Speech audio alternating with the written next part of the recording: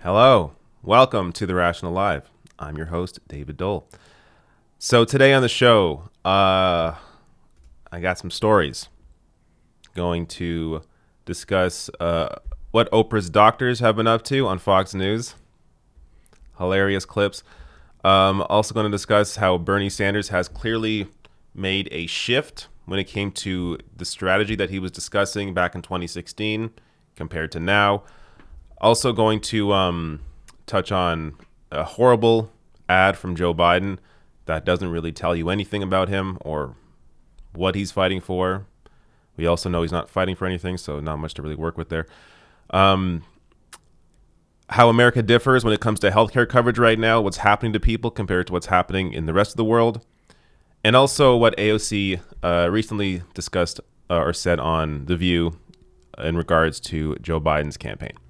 So this is going to be a fun live stream. I'm also going to take super chats, of course, throughout the stream, and we're all going to have a great time.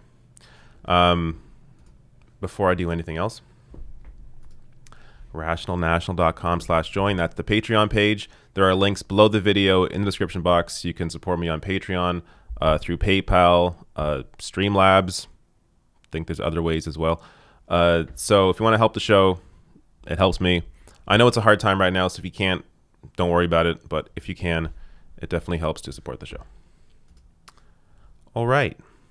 I'm also going to try to be, I'm in a downer mood today.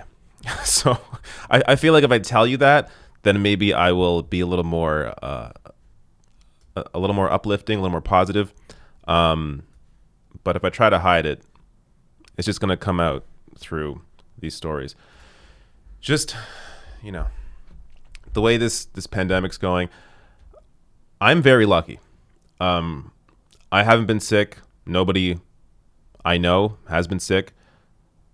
But being stuck indoors all the time, even as somebody who's an introvert, like, I'm not a guy who goes out a lot, but being in this situation where you are essentially forced to stay inside and never go out unless you're getting groceries, it's very depressing. And it's definitely getting to me. That said, this is what we have to do to get rid of the virus.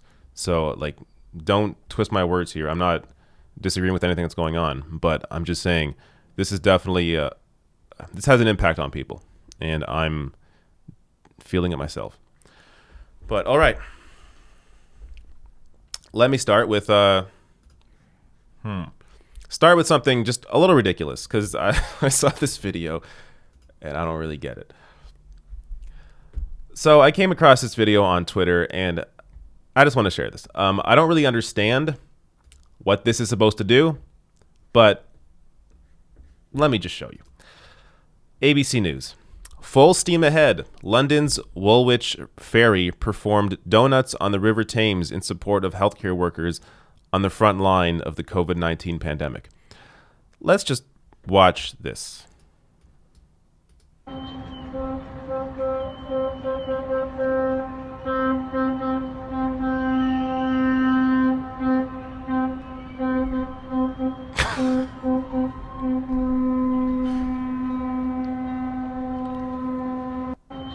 All right.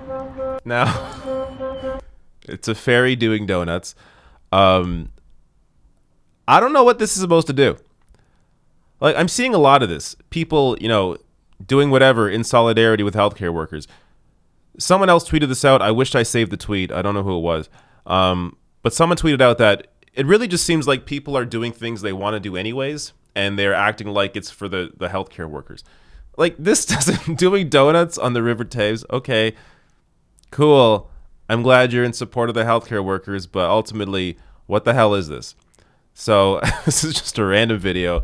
I had to share it. I don't get it. Maybe some people in the chat are like, oh, this is a great idea. This really lifts the healthcare worker spirits. Maybe you're a healthcare worker and you see this and you're thinking this is amazing. But I don't understand it. So that's that. Not really a story, but I wanted to share it because I found it ridiculous. Okay.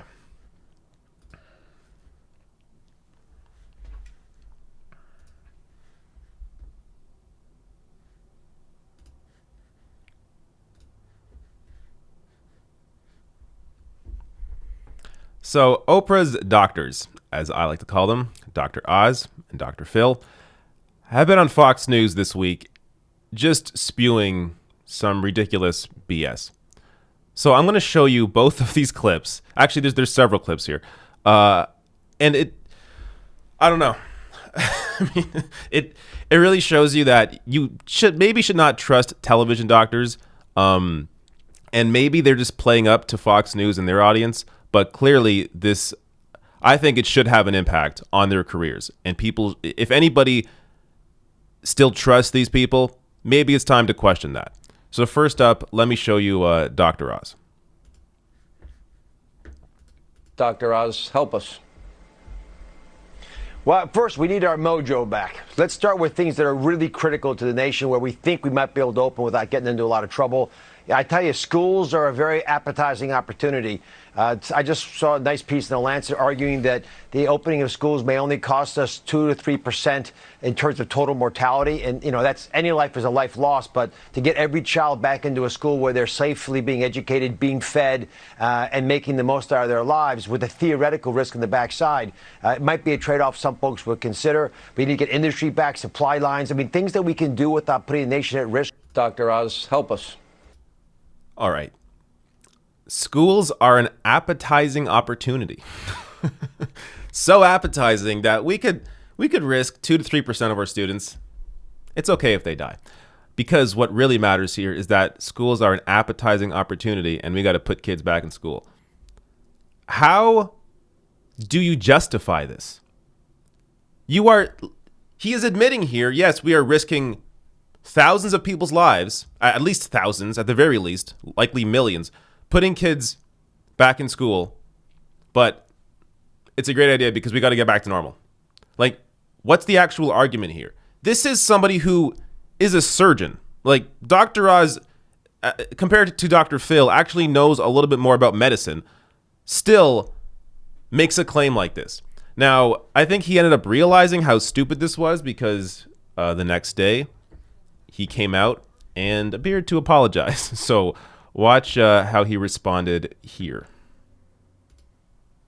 I've realized my comments on risks around opening schools have confused and upset people, which was never my intention. I misspoke. As a heart surgeon, I've spent my career fighting to save lives in the operating room by minimizing risks. At the same time, I'm being asked constantly, how will we be able to get people back to their normal lives? To do that, one of the important steps will be figuring out how do we get our children safely back to school. We know for many kids, school is a place of security, nutrition, and learning that is missing right now. These are issues we are all wrestling with, and I will continue looking for solutions to beat this virus. Okay, here he says he misspoke. I wish people would just say they said something dumb. Just admit you said something dumb. I've said dumb things before, and I will say when I've said something dumb. This was dumb. You didn't misspeak. You clearly said something that was stupid and harmful. And as he discussed here, he's an actual doctor, unlike the one we're going to get to in a minute. He's an actual doctor. He should know better. So a lot of this, I feel like it's the audience that they're speaking to. They realize they're on Fox News. They realize they're on a conservative network. They realize Fox News is discussing all the time about opening up the economy again. So they're speaking to that audience without really thinking about what they're actually saying here. Now, let me go to Dr. Phil. This one I'm going to argue is worse. So I got two clips from Dr. Phil here. Let me first start with this one. So he's on Laura Ingraham's show on Fox News. Question from Don. What can people do to avoid confrontation with other members of the household since everyone is forced to stay home together? Dr. Phil, might be last question. You know, that's a tough thing. You've really got to give each other space, and I mean space mentally, emotionally, physically. And before you judge somebody, you need to realize you're probably a jerk too. So just back off and give everybody some space. This will end soon. We probably shouldn't have ever started this, but just realize there's a light at the end of the tunnel. We need to get out of this and get back to work. Major depressive disorder costs $210 billion a year in America, and we're feeding it now when we don't need to be. Okay. Now, some of the advice there is sort of obvious, and I don't disagree with it. Yeah, space is good. If you're living with, I don't know, like roommates, and they're getting on your nerves, yeah, if you have your own separate room, stay in your room sometimes, give yourself space. Of course, that makes sense. Of course, depression is a huge issue, and of course, people staying inside is only adding to it. But that doesn't mean, as he said there, this thing shouldn't have even started to begin with, or we have to get back to normal as soon as possible. No, that's not how you actually deal with the pandemic, because then you are directly putting people's lives in danger. So yes, depression sucks. Many people have it. Many more are now suffering from it because they're stuck indoors. But does that mean that you should now expose millions of people to potentially getting this virus and dying because of it? Like, there's no logic here. Let me show you one more clip from this appearance, and he just goes on with some insanity, including misreporting some data. 250 people a year die from poverty. And the poverty line is getting such that more and more people are going to fall below that because the economy is crashing around us.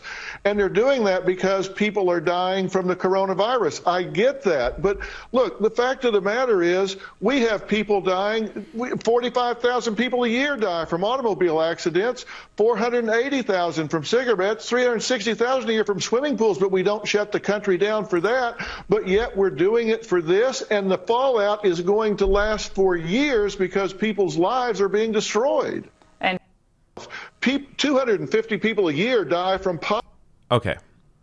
So this is what conservatives are often trying to do with the argument in terms of trying to, their argument being that we should get the economy running again, get back out there, get back to work. Their argument is that, well, these people die from car accidents, people die from other serious issues. So because of that, because we don't shut the country down because of those deaths, well then how is this any different? Well, are car accidents contagious? Like if you get into a car accident, are then all the other cars around you also going to get into car accidents? No, it doesn't work like that. The reason why people are forced to stay home and the economy is shutting down is because you have to stay home to get rid of the pandemic, to get rid of this virus. The virus spreads between people. It is incredibly contagious, even when you don't show any symptoms. How do you compare that to a car accident, which, by the way, are being made safer and safer every year? So it's not like nothing was done about cars. No, they try to make them as safe as possible. But again, car accidents are not contagious. This virus is. There's a clear difference there. And even apart from that stupid argument, of course, some of those facts weren't even right. The idea that 360,000 people, Americans, die in pools each year, that should be obvious on its face that is not the real number. 3,600 Americans die in pools each year, not 360,000. And adding to that here, very important point from Shannon Watts.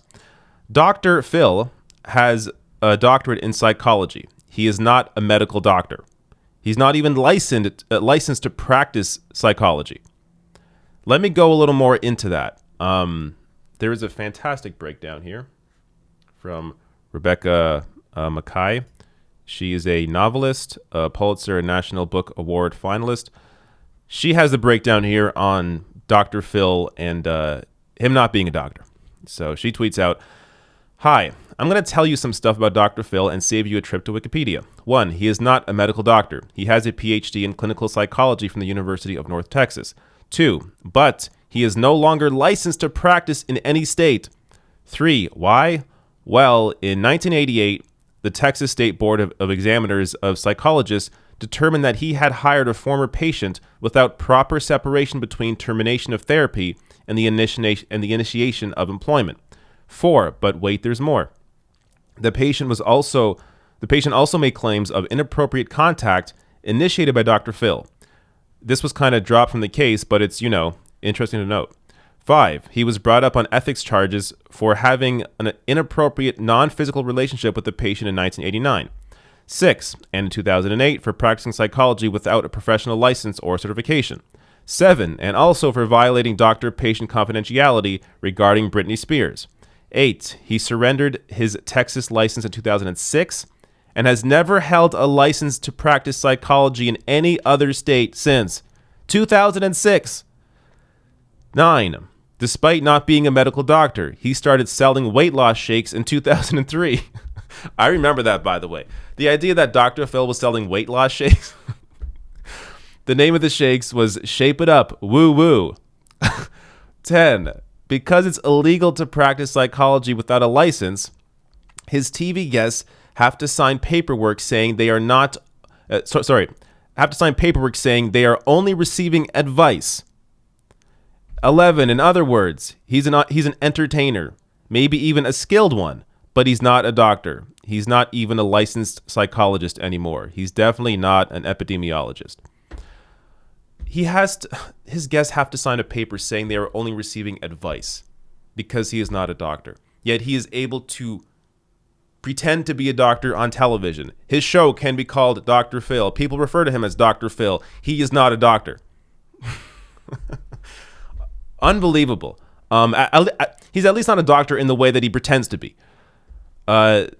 So both of these people, Dr. Oz and Dr. Phil, have been brought to us by Oprah Winfrey. I feel like she has to answer for this. She made these people famous, both of them, and they both give this woo-woo crazy advice that is not based in any actual science. Now, I will say, maybe I shouldn't say.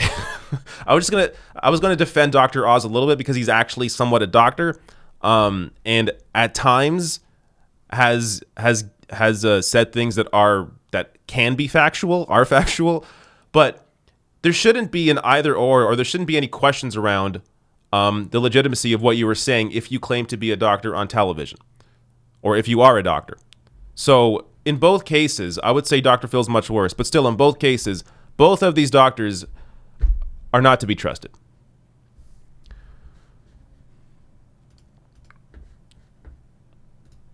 It amazes me that both of them have this huge following, incredible following. People latch onto their every word, and one of them is not even a doctor. The other one thinks it's okay for kids to die. Just really weird. Let me hit up some of these super chats before I move on.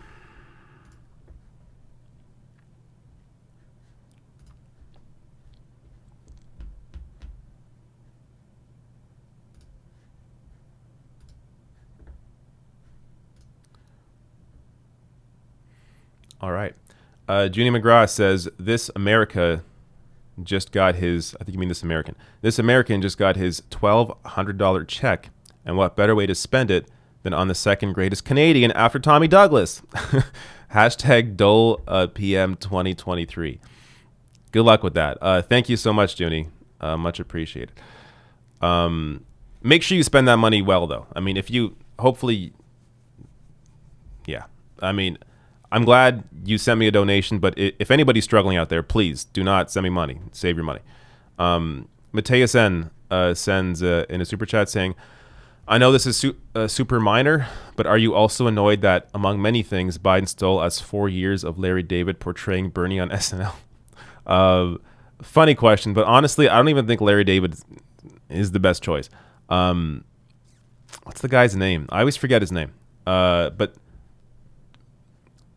there's another comedian that plays Bernie much better. Why do I forget his name? But he's been on the President's Show on Comedy Central as Bernie. That guy, I'm sure someone in the chat will mention his name. I think he's much better at playing Bernie Sanders than Larry David is. But thank you for the question. Yada News says people are more depressed with deaths than being indoors. People are more depressed with deaths than being indoors. As they should be. Yes. Ken Samiril says, we don't need no euthanasia. We don't need no Fox control. TV quacks spreading racial hatred. Creatures leave our kids alone. Hey, creatures leave our kids alone. Yadanu says, more deaths between April 6th to 12th with COVID than cancer. That totally makes sense. One more question here before I go on. Lane Heidenreich says FEMA just gave $55 million to Panthera Worldwide for N95 masks, though they have never made them and lost LLC status in 2018. Who is connected to Panthera? FEMA corruption. Keep up the great work, David. Thank you, Lane. Yeah, there is a lot. There's a lot of those, of that kind of capitalism, I guess, going on right now, where there is a major crisis and there are just these companies looking for a quick way to make a buck, and their connections often is what leads them to be able to make that money. Okay. What do I got next? Bernie. I got some Bernie stuff.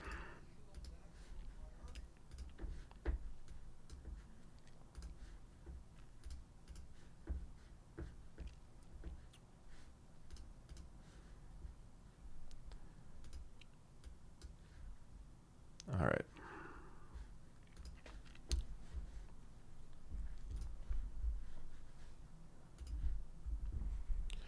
So Bernie Sanders, I think, is clearly striking a different tune this year than he did in 2016 when it comes to his approach when speaking with his supporters. So let me show you what I mean. First up, here is one example. a DNC fundraising email penned by Bernie Sanders. So back in 2016, he basically didn't share his email list with the Hillary Clinton campaign, and they weren't happy about it. Now, I'm not sure he's even sharing his email list here, but him publicly fundraising for the DNC, despite how they have worked against him, is a bit of a shift when it comes to his approach in 2016, where he was clearly more protective over his email list, over his voter base, or over his supporting base than he's being now. And I got another example here that I really want to focus on right here. So Michael Taquet here tweeting out, news, Bernie Sanders tells, let me see what this is. Bernie Sanders tells Sean Peoples Tuesday that it would be irresponsible for his loyalists not to support Joe Biden, warning that progressives who sit on their hands in the months ahead would simply enable President Donald Trump's reelection. Now, this is not how you win people over. We saw in 2016, now in 2016, Bernie wasn't doing this, but everybody else was doing this, shaming voters into voting for Hillary Clinton. Now, I understand people that were on that side. I told people that you should vote for Hillary Clinton, but I wasn't shaming people into voting for her. But I suggested, hey, you don't want Donald Trump as president. At this point, I think Hillary over Trump makes more sense. But there's a way to do it without calling people irresponsible or acting like they aren't doing anything if they don't vote for Joe Biden. So many of Bernie's supporters are people that would never consider themselves to be Democrats. They're activists. They're working class voters, or not even voters, they're working class people that have been disillusioned by this two-party system where you have both parties representing corporate interests. A lot of these people only joined Bernie Sanders in his campaign because of what he was fighting for. So people that don't normally vote, 40% of the country doesn't normally vote. Many of those people joined the Bernie Sanders campaign because they finally saw a candidate fighting for them.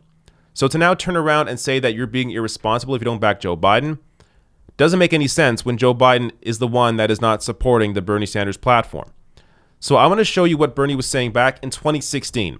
I came across this clip that honestly I hadn't seen before. But this is back in 2016. He's speaking, I believe, here with Chris Hayes. Watch what he says here. I think it is, we're not a movement where I can snap my fingers and say to you or to anybody else what you should do, because you won't listen to me. You shouldn't. You'll make these decisions yourself. I think if we end up losing, and I hope we do not, and if Secretary Clinton wins, it is incumbent upon her to tell millions of people who right now do not believe in establishment politics or establishment economics, who have serious misgivings about a candidate who has received millions of dollars from Wall Street and other special interests.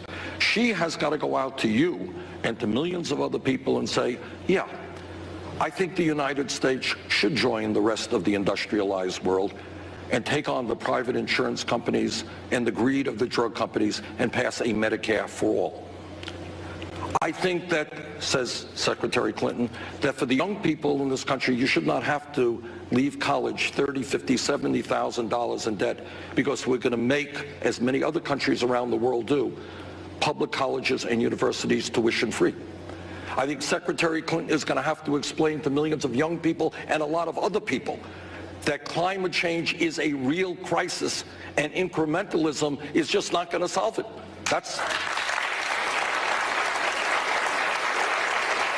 And she is going to have to come on board and say, yeah, I know it's hard, but I am going to take on the fossil fuel industry and pass a carbon tax. So the point that I am making is it is incumbent upon Secretary Clinton to reach out not only to my supporters, but to all of the American people with an agenda that they believe will represent the interest of working families, lower income people, the middle class, those of us who are concerned about the environment and not just big money interests. All right. You saw that right there. This is clearly a different tune than what he's saying now. Saying that it would be irresponsible for his loyalists not to support Joe Biden. Clearly a different tone, a different strategy. His 2016 strategy made a lot more sense. Now, ultimately, he didn't really fight for that either. I mean, he discussed it, but Hillary Clinton was never going to support Medicare for all. She was never going to support tuition-free college or serious climate action. But he at least understood, Bernie understood that you have to speak to voters. It is on the candidate and the campaigns. It is their responsibility to speak to voters, to win voters over. They have to understand the Biden campaign has to get that 40% of the country doesn't normally vote. And you don't win those people over by telling them it's irresponsible not to vote for me. You win those people over by actually doing something to win their vote. Now, there are people out there that will say, well, but Joe Biden won the primary. So because he's the nominee, he won the primary. Well, it's his platform, his policies, then that he gets to run on. It's his choice. He won. Well, ask yourself, did Joe Biden win because of his platform? Because of his policies? If anybody ever brings that up to you, ask them to name 3 Joe Biden policies they support. Nobody voted for Joe Biden because of his policies, unless you are someone in the fossil fuel industry or someone in big pharma or someone or one of his corporate donors. You didn't vote for Joe Biden because of his policies. The average Joe Biden voter voted for him because they were told, well, a couple main reasons. They were told by mainstream media that Biden is the most electable one, even though clearly he is not, based on what his platform is, comparing him to Hillary in 2016. She lost. Biden's platform is essentially the same kind of idea of reaching across the aisle to right-wing conservatives. And the fact that Joe Biden is very well known. Name recognition, him being Obama's VP, of course, also led into his support during the primary. He didn't win because of his policies. So Joe Biden, what he could actually do is completely take on the Bernie Sanders platform, and nothing would change. Joe Biden would still be able to keep all of his voters that he had during the primary, minus his corporate donors, but he would keep all the support he had, all of the average voter support he had during the primary, if he took on Bernie's platform and took on personnel from the Bernie campaigns, so people actually knew that he would be fighting for it, that there would be people in the campaign, in the administration, actually fighting for these ideas, fighting for these policies. If Biden did that, he wouldn't lose any of his existing support. But he's not going to do it because Joe Biden is not really the one in control of his campaign. It's the people around him. And even if Joe Biden was the one in control of his campaign, based on his record, he's not one to actually fight for people. So it wouldn't make a difference. But the real issue here is who is around him. Joe Biden going to multiple high-dollar fundraisers, private fundraisers during his campaign in the primary. That's who is around him, wealthy donors. So Biden's not going to change that. The only leverage that anybody has right now in terms of people on the left is to withhold your support and demand more. I mean, honestly, at this point, I don't think it makes sense for anybody, even if you plan to vote for Joe Biden. If you're somebody with a platform, I don't think it makes sense to say that you're going to vote for him before you actually vote for him. Because what you are trying to do is you are trying to build this movement of people, build this idea that Biden has to come to you for your vote. So even if you privately plan to vote for Joe Biden, just hold it close to your chest. Don't talk about it. Demand more from the campaign, because you're not going to. If they think they have your vote regardless, then they're not even going to bother to try. Like, why would they try to win your vote over if they think they have you regardless of what they do? So I don't think it makes any sense to discuss your vote for Joe Biden. Again, if you have a platform, if you're just a random Joe, whatever. But if you're someone that has some influence, I don't think it makes sense to say that you're going to vote for Biden before you actually do it. So, look, just to go back to Bernie here, though, there is another aspect of this as well that I think really needs to be made clear. Bernie is not betraying anybody. Like, I'm seeing a lot of this BS about, oh, Bernie betrayed us. The entire campaign, Bernie Sanders said that he would back the nominee. That's what he said he would do. That's what he's doing. So betraying would be if he said that he would run as a third-party candidate and now he's backing Joe Biden. That would be an actual betrayal. But it's not a betrayal to do exactly what he said he was going to do. Now, you may be disappointed. You may wish that he fought more. You may wish that he did this differently. But he's doing exactly what he said he would do. So ultimately, even though there's a clear shift in strategy here, it's exactly what Bernie Sanders said he would do. At the same time, I don't think it makes sense to say that it's irresponsible for voters, for his voters to not vote for Biden, because you're not going to win people over that way either. All right. I feel like we're going to have a million discussions about Biden, Bernie in the coming months. And ultimately, we may not get anywhere because the campaign's not going to move. Though, who knows? If there is a big enough movement of people demanding something, maybe the campaign will change. At the very least, maybe if Biden loses, there would be more of an awareness that it's that he lost because of the left. But here's the thing. They blamed Bernie supporters anyways in 2016, even though more Bernie supporters voted for Hillary Clinton than Hillary Clinton supporters voted for Barack Obama in 2008. They still blame Bernie supporters, and they still didn't do anything about it in terms of changing their platform, putting up a different candidate. They did the same thing this time.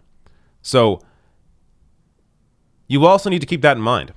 Like, this strategy of thinking the Democratic Party is going to move left, they're not going to move left. You have to change the leadership. Like, the Democratic Party is perfectly fine with losing.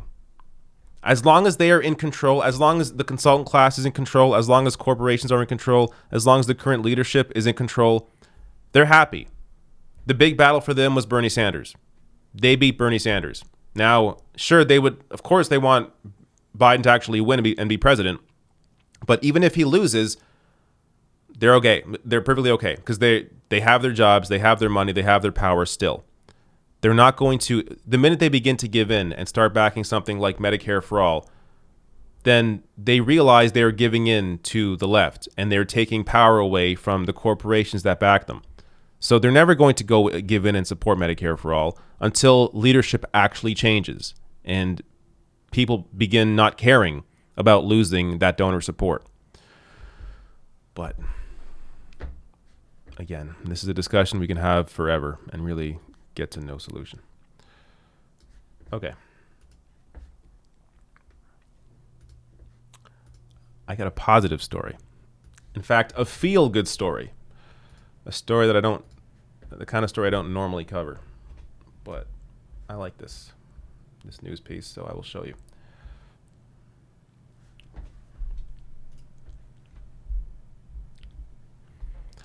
All right, so I have a bit of a different story than what I normally do. In Florida, actually, I should be more specific here. In, I believe, one town in Florida, every single dog was adopted. So let me show you this. This is, I guess the only silver lining to what is going on right now. This from The Hill. Every dog adopted in Florida's shelter for the first time in its history. Staff are thanking everyone involved in the amazing milestone. So this is because people are stuck at home. They're lonely, they're depressed, they need a companion. Adopting a dog is a great way to bring yourself joy. Let me read a little bit more here. Here we go. Fox 5 reports that in West Palm Beach, every dog in an animal shelter has now found a new home after a record number of adoptions. The Friends of Palm Beach County Animal Care and Control Shelter announced the amazing milestone on Tuesday in a Facebook post. Let's just see them celebrating here.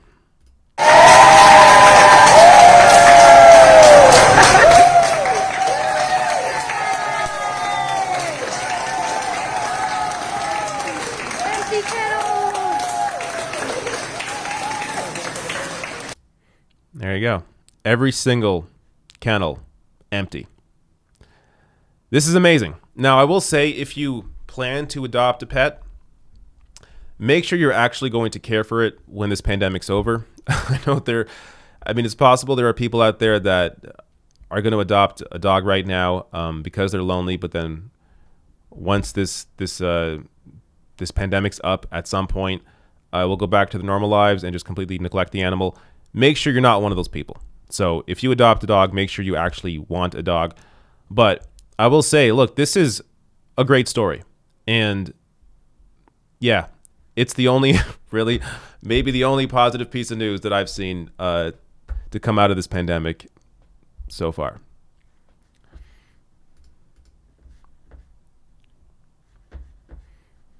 All right.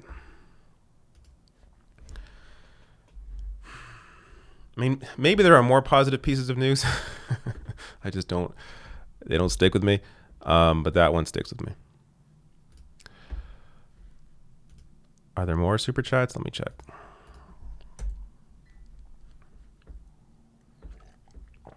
There are. My audio notification's not going off today, weirdly enough. So I don't even hear when they're coming in. But I think I stopped here. Ben Riley says, could you please talk to Vosh over voter shaming? I don't know Vosh. I know of Vosh. I don't know Vosh.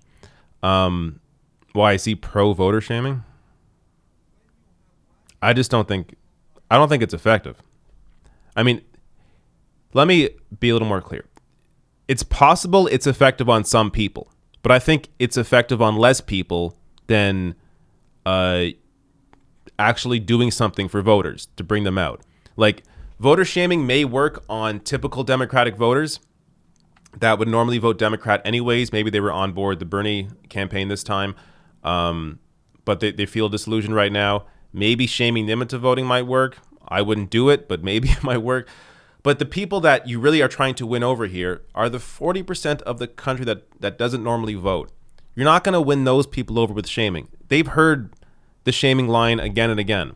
So you're not going to win them over by shaming them. You have to actually offer them something. Give them a reason to come out and vote. I mean, I don't know. Maybe he has some data that shows some shaming works, but I don't think it's ultimately all that effective. I'm sorry I cannot read your, I think, Russian name, but whatever it is. It says, I'm not from Canada, but I'd illegally vote for Dole. Okay. Thank you, I think. Adam Bryceland says, I don't believe Bernie lost fair and square. I think the machines were hacked. It's like people believe in Santa Claus with these machines, whatever. I don't know. Anything I say, here's the reality. There's no real data to back that up. Now, people say, oh, but the exit polls. According to experts that have looked at that, it is perfectly normal for the exit polling to be off the way it was. Now, and by the way, that exit polling was largely just off during Super Tuesday. So I'm not sure if the fact that that there was like a massive turnaround for Joe Biden at the last minute had any impact on exit poll. I don't know.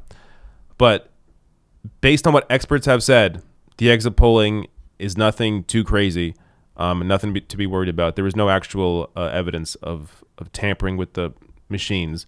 But clearly in Iowa, what happened in Iowa, clearly there was a serious issue because you had all the data out there. There was obvious differences in the data and how it came and how it was collected. That's all been well reported.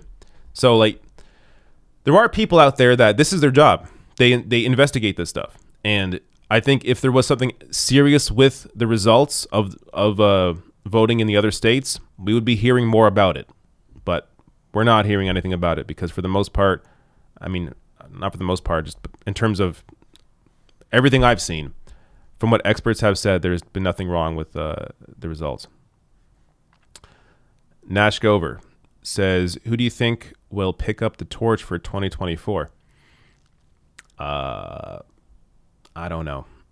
I could throw some names out there.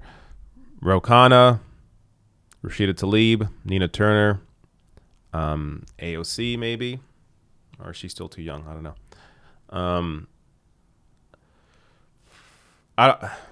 I think it's too early to talk about 2024. I guess it's fun to speculate, but it's pretty much impossible to know at this point. I do think Elizabeth Warren will try to run again. I don't think it's going to work, but she will try. Buddy Nair says Tim Black has a good analysis of that AP article, which misrepresented what Bernie had said. Oh, really? All right. I will look into that. Travis Pearson says Bernie seems really desperate here that he's going to such lengths. This is going to backfire, and he'll have to live with the regrets, as will many of us. I don't think Bernie has anything to regret. He's doing exactly what he said he would do. He said he would back the nominee. He's backing the nominee. Because, look, he sees Donald Trump. The way that he looks at this is the way that a lot of people look at this. It's an anti-Trump vote. You're voting against Donald Trump. So this is why I think right now the race is a lot closer than a lot of people are thinking it is. A lot of people think, oh, Joe Biden is definitely going to lose. I don't know. I think it's 50-50 because there are many people that are simply anti-Trump voters. A lot of people that didn't vote in 2016 are anti-Trump voters, will come out to vote for Biden as a way to vote against Trump. And a lot of other people in 2016, I think, simply stayed home because they assumed Hillary Clinton was going to win. Because everyone told them Hillary's definitely going to win. So many people thought, why am I even going to go out and vote if she's going to win? Well, this time, faced with an actual Trump presidency, a lot of those people are going to come out this time. So I think there's going to be a massive anti-Trump vote that people aren't really considering. That said, Biden would also be able to grow his support base if he were actually to tried to reach out to people, to working class voters, that 40% of the country, progressive voters, Sanders voters. He would be able to grow his base, grow his support base with that. And he wouldn't lose any of those anti-Trump people. But we see right now he's not doing that. Travis Pearson says Bernie really seems desperate here that he's going to such lengths. Wait, did I just read this? Yeah, I did. Buddy Nair, David, have you actually read the AP article? I did not. So I will look at Tim Black's analysis. That said, Bernie still, clearly he is not trying to use the same strategy he did in 2016 in terms of telling Joe Biden, you got to support Medicare for all. Like, that ain't happening. So it's still a different approach than he had in 2016. Adam Bryceland says Pelosi needs to go. So does Steny Hoyer and Clyburn. They all need to go. Yeah, leadership has to change for anything to actually change there. Hardcore FPS says, did you hear the story of the old guy in the UK raised $20 million for the NHS? I did not hear about that. I also didn't realize you could raise money for your public healthcare system or your national healthcare system. That shouldn't. I don't know anything about that story, but it should be properly funded. If you have a public healthcare system, it should be properly funded to begin with. You shouldn't need to rely on donations. Okay, I'm gonna pause there to go to Biden's terrible ad.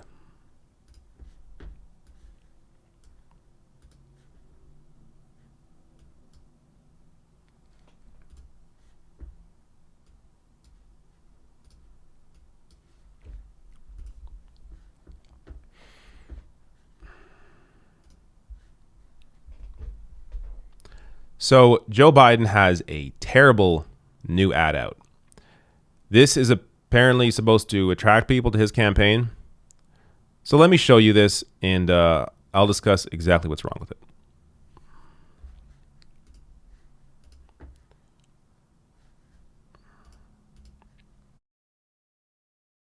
Who are we?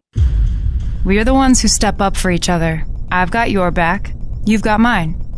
Kindness, humility, empathy. It's not just talk. It's who we are. It's who we always have been. And no one can take that from us. The movement to bring it back, it started here. And here.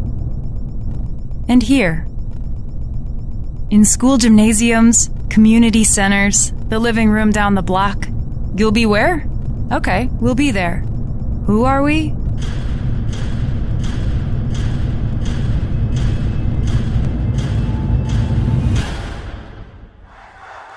We're the movement that will beat Donald Trump. Welcome. We're going to have to sweat for it. We're going to have to sacrifice and fight. We're going to have to lead. Everyone is going to have to lead with kindness, humility, empathy, and not just talk, but action. Action today, action tomorrow. Action until we win. And we will win if we do this together. It's who we are. It's who we always have been. Now let's show them.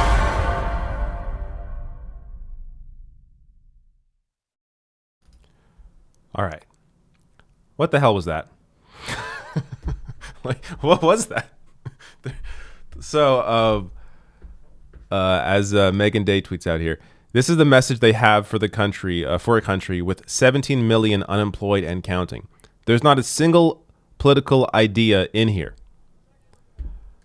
I don't understand what an ad like this is supposed to do. They're making all the same mistakes that Hillary Clinton did in 2016. No message, no actual appeal to people, no real platform, no fight, no aspiration, no hope, nothing. Just, this is us. This is who we are. We're people that vote. We're voters. Go out and vote. You're going to vote. Voting's good. Like, what? It's all performance. It's all just performance. It's all just marketing. Like, they still think people fall for this kind of crap. Like, people are suffering right now. Millions of people have just lost their health care because they've been laid off.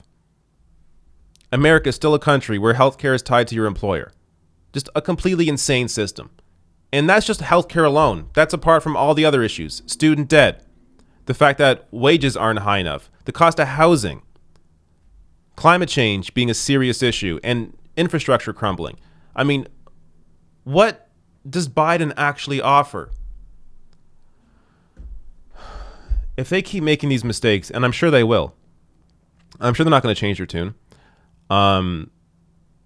Then they're setting themselves up for a real fight here that they can definitely lose.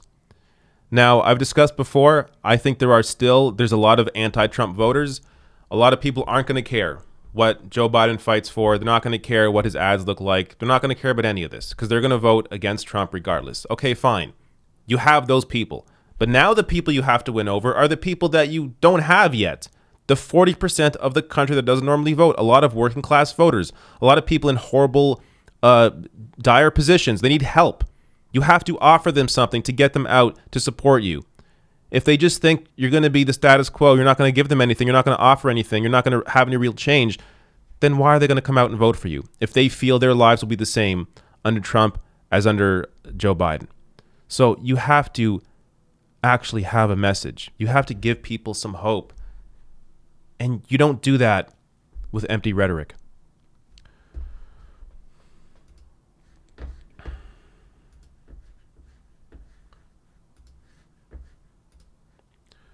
All right.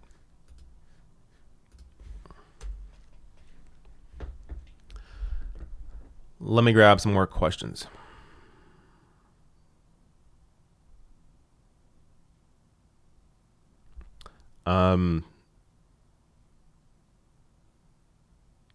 The Beckmanator, I think I said your name right last time. I just forgot what it was.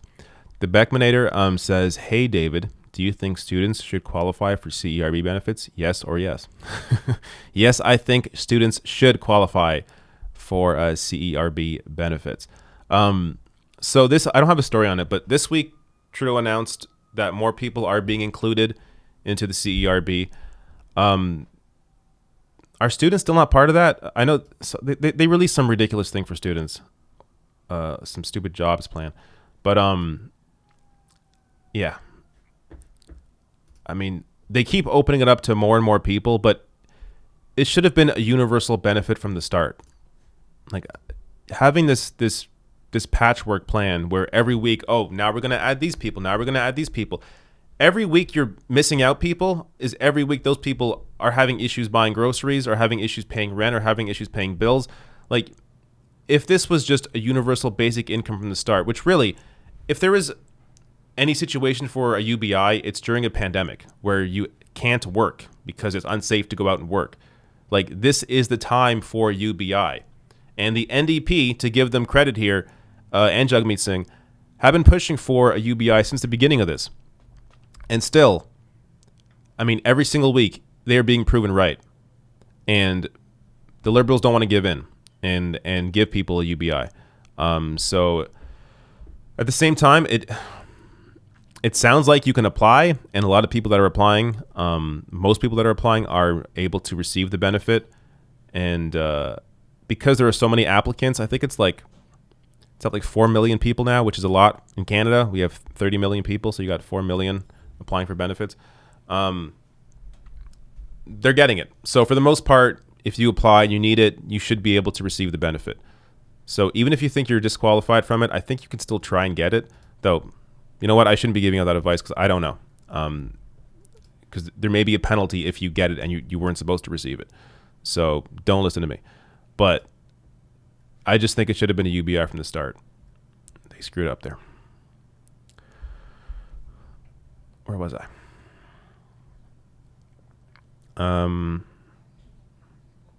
Keaton Fox says, thoughts on Trump turning his back on Fox News. I don't know how he did. I don't know about this. Trump goes off randomly all the time. So, whatever. Hardcore FPS, did you read my comment? I did. I read it earlier. Mandeep Singh says, David, what are your thoughts on the idea that the virus was made in Wuhan? Also, if Congress doesn't get back to work and give relief, people will riot. Do you mean made as in manufactured, like created as a weapon? No, that didn't happen. It's been studied by people that know things. This virus, they can tell it evolved naturally. So it wasn't manufactured in any kind of as any kind of weapon or anything. But you said, also, if Congress doesn't get back to work and give relief, people will riot. I don't know. We will see. Congress does have to do something for sure. It's not enough. Ben Riley says, watch Fosh's Bernie or Bust video. It's him voter shaming a 27-year-old black Ohioan.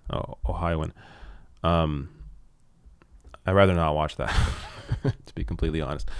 Swirly Swirl, would you do interviews or comparisons of alternative parties, Green or others, candidates for those of us who don't support Joe? I don't believe in third-party voting right now. The U.S. is a two-party system. I don't think it makes sense to prop up third parties at this moment. There has to be an actual... And by the way, the Green candidate, look into him. Apparently, he does not have some good positions. But look, vote how you want.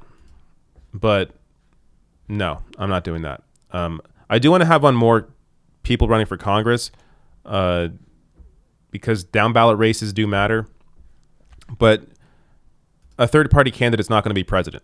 So it's just kind of a waste of time. That said, if you want to vote third party, I'm not going to shame you. Like I understand the situation you're in, but I'm not going to promote those people. All right.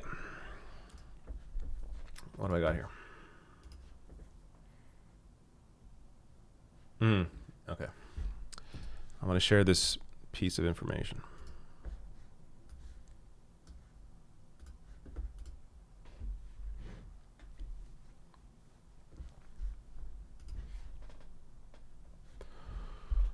All right.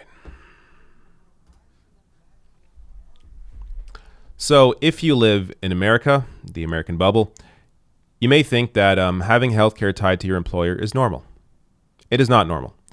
Let me show you right now how America compares to other countries when it comes to health coverage. So this was posted by Public Citizen. Citizens who could lose health coverage by getting fired. USA, 160 million. Australia, 0. Belgium, 0. Canada, 0. Chile, 0. Denmark, 0. Finland, 0. And we get the point. So this is a completely insane system. I don't like, sometimes I feel like I'm just talking to a wall at this point. I don't understand how anybody can still argue for the current system. And really, most people, when presented with the argument, I think back Medicare for all pretty quickly. I think it's, at this point, it should be easy to turn people on to supporting a single payer system. When you see that roughly 68,000 people a year die due to a lack of access to healthcare, that's a recent Yale study. 500,000 people a year go bankrupt due to healthcare costs. How do you not, like, how can somebody still argue for the current private system where you have a for-profit system, companies, executives making millions of dollars off of sick people? How can anybody argue for that system when you see, again, how it compares to other countries around the world? Not to mention the freedom, regardless of this pandemic right now, the freedom of being able to, because in a single payer system, everyone's on the same plan. That means you have the freedom of choice in doctor, in healthcare, in clinics. You can go anywhere because it is a single payer system. Your Congress people on the same plan as you, the wealthiest people in the country on the same plan as you. With everybody on the same system, it creates this real sense of equality among healthcare, at the very least. Sure, not equality in other areas, but still equality in healthcare is something. You don't have that in your current system. And millions of people now, I think, are waking up to that. The people that are being laid off right now. If you were laid off and you had your healthcare tied to your employer, and now you no longer have your healthcare, and if you want to pay into it through COBRA, then it's a ton of money every month to be able to buy back into your healthcare plan. You begin to realize how ridiculous the system is. So hopefully, at the end of this, Medicare for All will have even bigger support than it does right now. It already has a majority of support, especially, I mean, majority overall, but in the Democratic Party, it has majority support in big numbers. 70-80% of people support Medicare for All. And you're still seeing Joe Biden not support it. Like, at the end of this, I hope people wake the hell up if you haven't been woken up already, and you begin to fight. And if Biden becomes president, you fight that administration.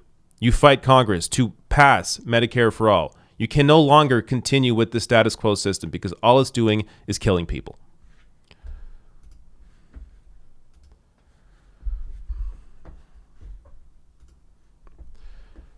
Healthcare just, I don't know. Healthcare pisses me off. I'm getting, honestly, a little tired of talking about healthcare because it's just, I've run out of arguments. I've made the same arguments for 3 years now, 3-4 years. And it's just, either you wake up and you realize you're in a crazy system or you don't.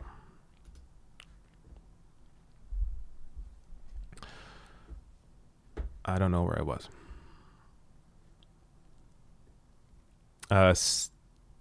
Stephanie, I don't know your last name, says, hey, David, love the show. Normally I watch it after it airs because I work when my office is empty, so I get to listen to the show live. Thanks for all you do.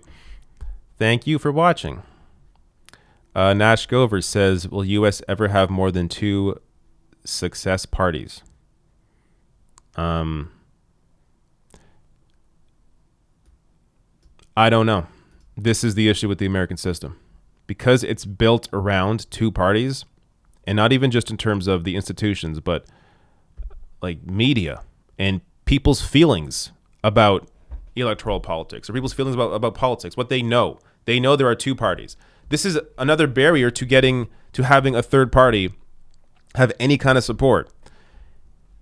There's already a built-in feeling or awareness that there are 2 parties. So like third party candidates for president even in some ways have almost a better shot if they're not attached to a party. They're just individuals. Because if you're attached to a party, people just they sideline you automatically. And the American system is just not set up for more than two parties. It's a massive country. You have these parties built into each state. This is why taking over the party in many sense makes more sense, because it is the only way I think that makes any rational. It's the only thing that makes any sense going forward is taking over the Democratic Party. But with that said, it's not happening. So I understand the frustration. I understand the argument. I understand the desire to want a third party. But a third party has to come from the ground up. It's not going to come from the top down. So it has to start out in local races. It has to start out in states. Like, if you want third parties on the ticket, you have to begin to build them from the ground up in your various states. It's not going to happen from the top down.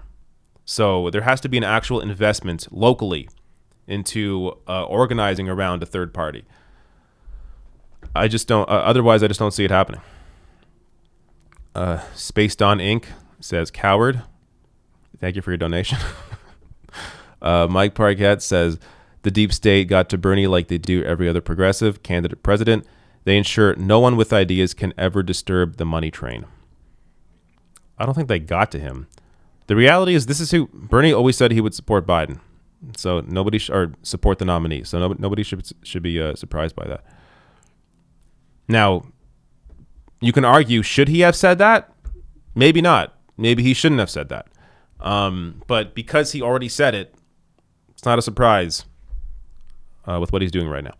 Junie McGrath says, do you think it's fair for some progressives and leftists to call Bernie a sellout? I may not vote for Biden, but Bernie genuinely believes Trump is a great threat to the world, and I respect his honesty. Yeah, I think I discussed this earlier.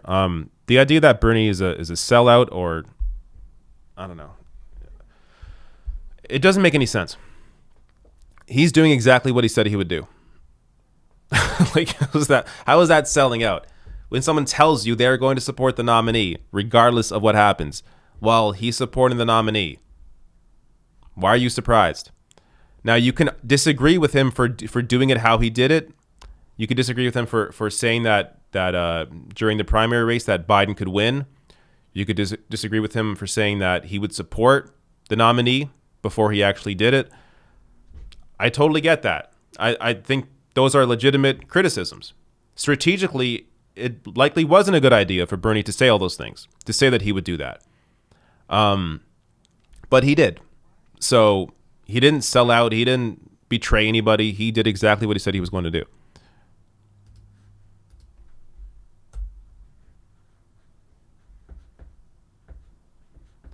Like, the real issue I have with politicians in general is that they are not honest. I don't like it when a politician is dishonest. Bernie hasn't been dishonest. He's been honest about what he supports, what he fights for, what he would do. All of that has been pretty clear the entire time.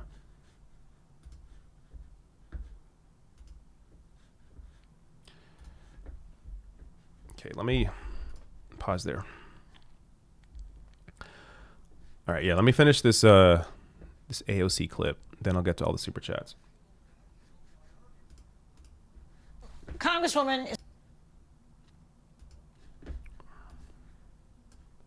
So one last story here before I finish the chat, or finish with the chat. I need to eat something. I got a headache. I feel off right now. I feel a little too negative, but things get better. Okay.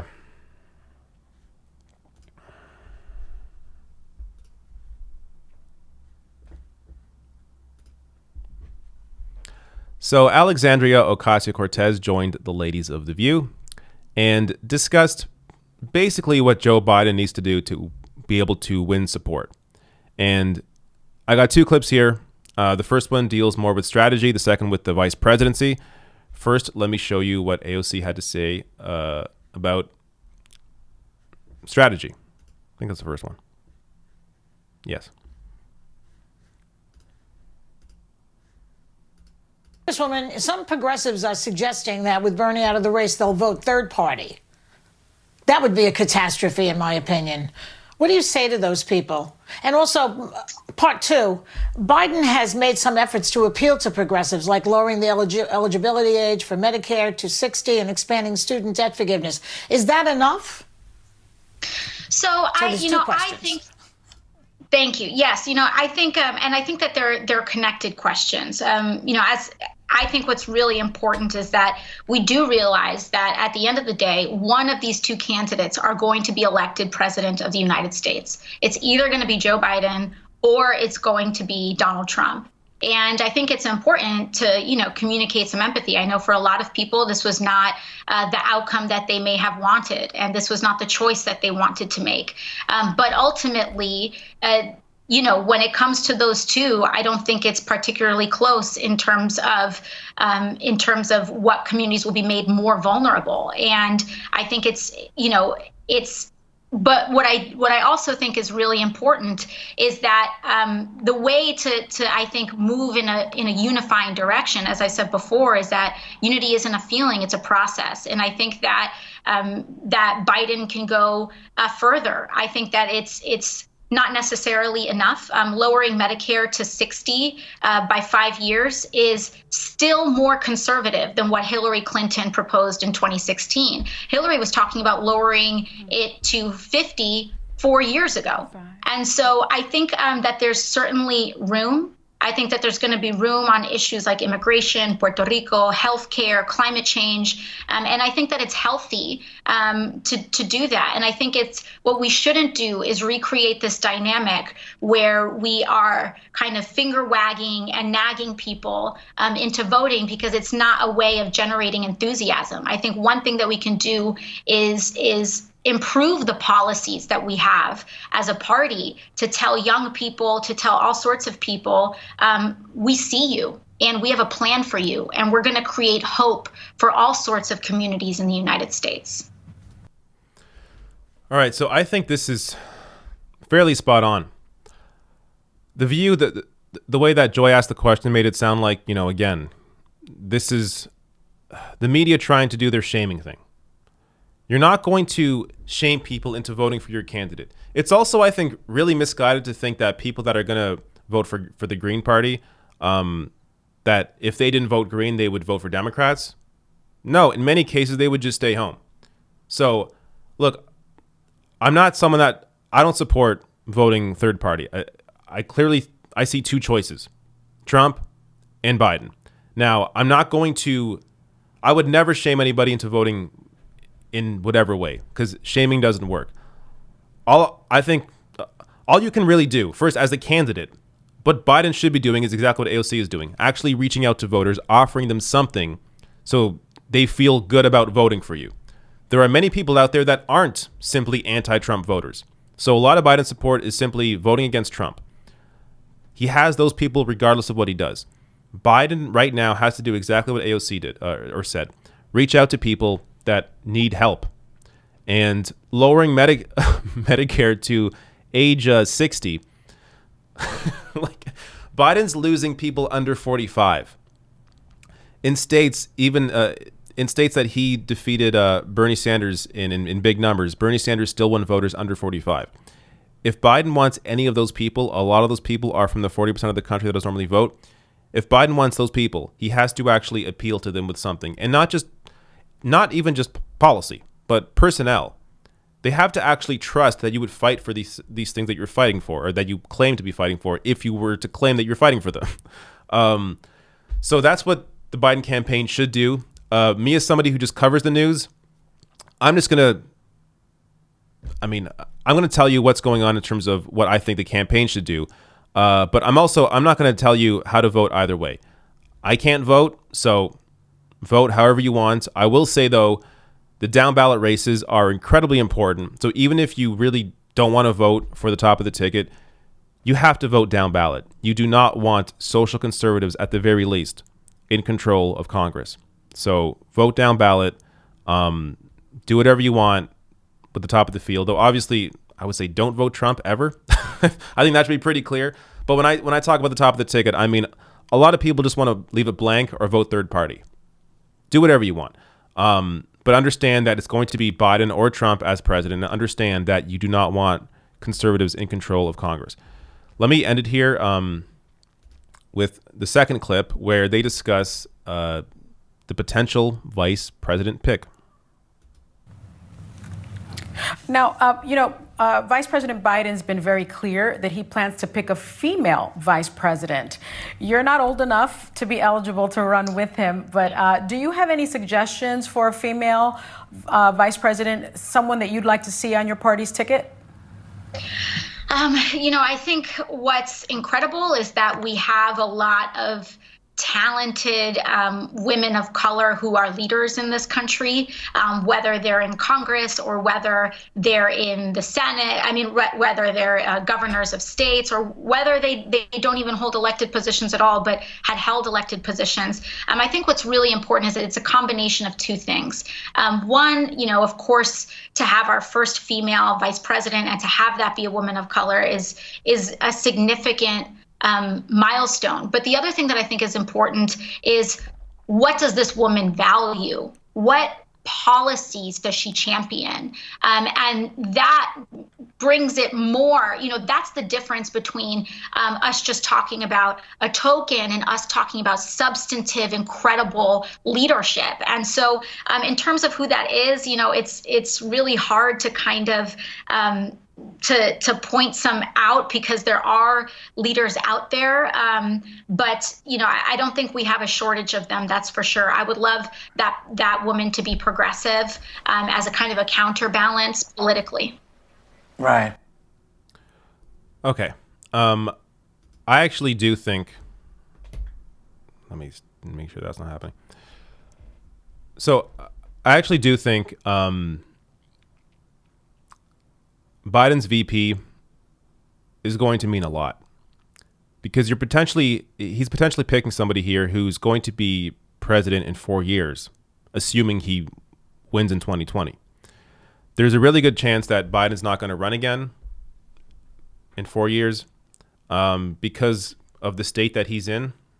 I mean, do I even have to make the argument? It's obvious Biden's not there mentally. So I think it's very likely he doesn't run in 4 years and his vice president takes over. This is why, I mean, if he wants to win over some working class voters, you have to actually do something to appeal to those people. Now, look, I would love for it to be Nina Turner or Rashida Tlaib. That would be awesome. It's not going to be, because it's Joe Biden. It's his campaign. The people that control him behind the scenes, big pharma, fossil fuel companies, special interests, they're not going to have an actual fighter, progressive fighter on the ticket. But potentially, maybe Tammy Baldwin from Wisconsin, senator, because right now, again, not a great choice, but still more of a center-left choice than he could choose otherwise. Right now, Biden is losing horribly. I think in most polls that I've seen, Biden is losing to Trump in Wisconsin. So if, that old idea of picking somebody from that state actually works, it may work there. I mean, it appeared to work at least for Tim Kaine in 2016. Hillary barely won Virginia. So it could work again when it comes to Wisconsin and maybe the Rust Belt states. But I don't know. Barbara Lee, another potential. But really, I don't think it's going to be a good choice. I think he's likely to pick somebody like Amy Klobuchar or Kamala Harris, who is very friendly to corporate interests, is going to simply listen to Joe Biden and the campaign, do what they want to do, is not going to challenge anybody. They're going to sit back, let Biden be in control, and maybe Biden will use them more as the front-facing person of the campaign, as Biden is not all that great on camera. But that's the issue here.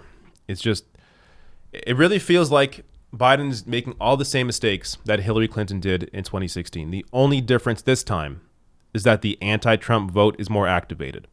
So it may be enough to win those swing states and deliver Joe Biden the presidency, but there's definitely no guarantee there. I think it's a complete toss-up.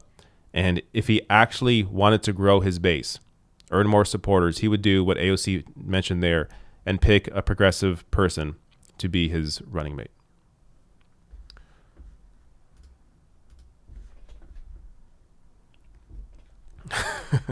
Someone just said Obama for VP. Debbie Allport. That's funny. All right, let me get some super chats.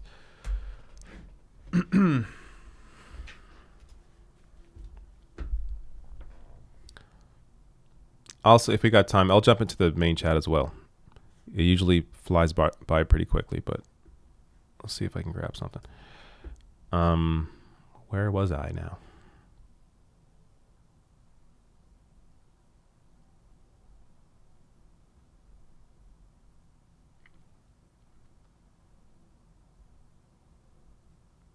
I think I was here. Swirly Swirl, they won't let us take over. You are correct. They will not. That's why I got to take it. John O'Shea says, all first past the post winner take all voting systems inevitably tend towards two parties. Yeah, that's a great point. Canada, the same thing. We have multiple parties here, but because the only reason we have like 4 viable parties right now in Canada is because we have a parliamentary system and it works a little differently. You actually get to hear from all the parties on a consistent basis. The U.S. system is different in that sense, but they are still both first past the post systems. So as you see in Canada, it's mostly conservatives and liberals, just like in the U.S., mostly Democrats and Republicans. But yeah, I wish I had some answers in terms of how you can break out of that in your country. I don't know. Because third parties exist. Like, people act like we got to start a third party. There's multiple parties already in the U.S. They exist, but you don't hear about them because there's no support for them. There's no, like, this is the issue. How do you actually gain power as a third party in the American system? I don't think anybody has the real answer because it hasn't been done. So the only thing I could say is you have to start local, start small, and that's it. If there's some secret recipe, then I would love to hear it. Deborah Van Sant says, until the Electoral College is erased, the U.S. will always be a two-party country. Probably. Sorry if I screw your name up. Bagamish says, can Canada buy the USA? Bargain basement prices. I don't know if we want it.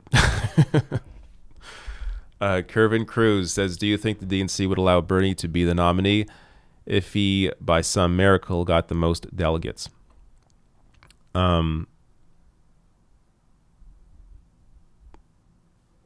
What? Too many hoops there. My man, it's not happening. It's not happening. He's Biden's the nominee.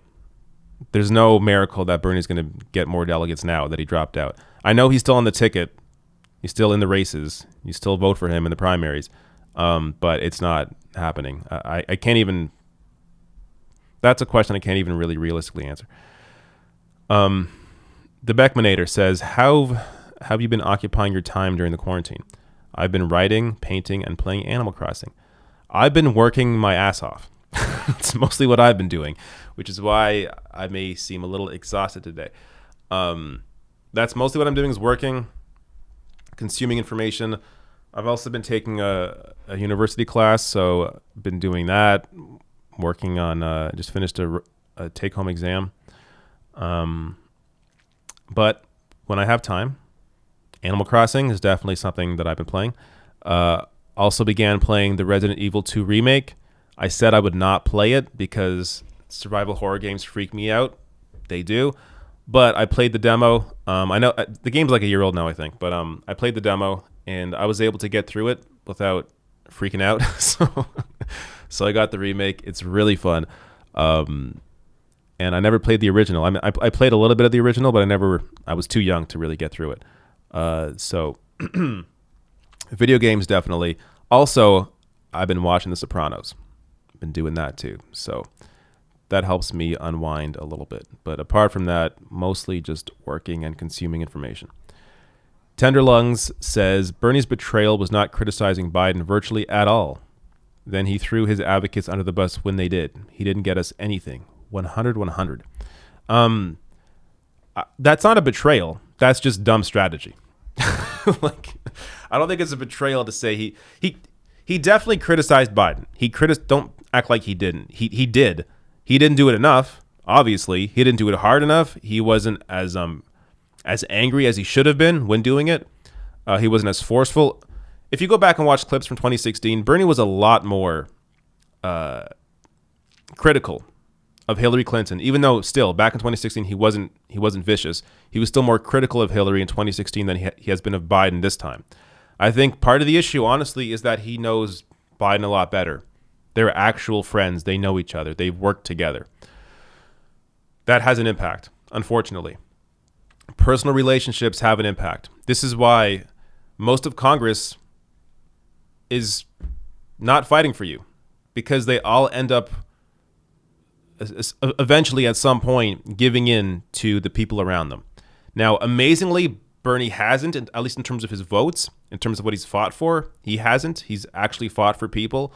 But when it comes to calling out other people, when it comes to calling out other people he's worked with, other Democrats like Joe Biden, it's definitely something he struggled with.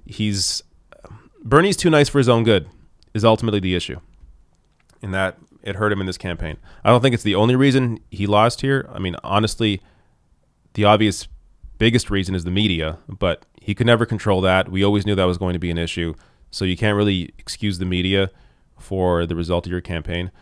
But yeah, he could have done more in terms of going after Biden for sure. Swirly Swirl says, I would vote for Joe if he picked Nina or Rashida.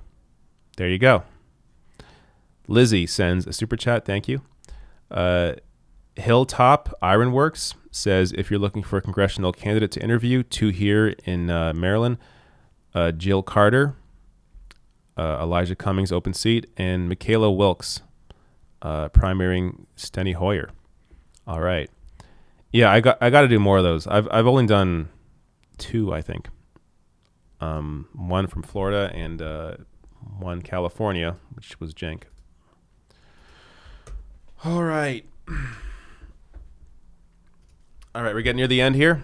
Send in your super chats now.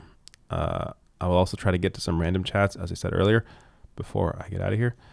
Chuck Slatkin says, dementia will be much worse on January 21st, 2021. Stop promoting Biden as a legitimate candidate.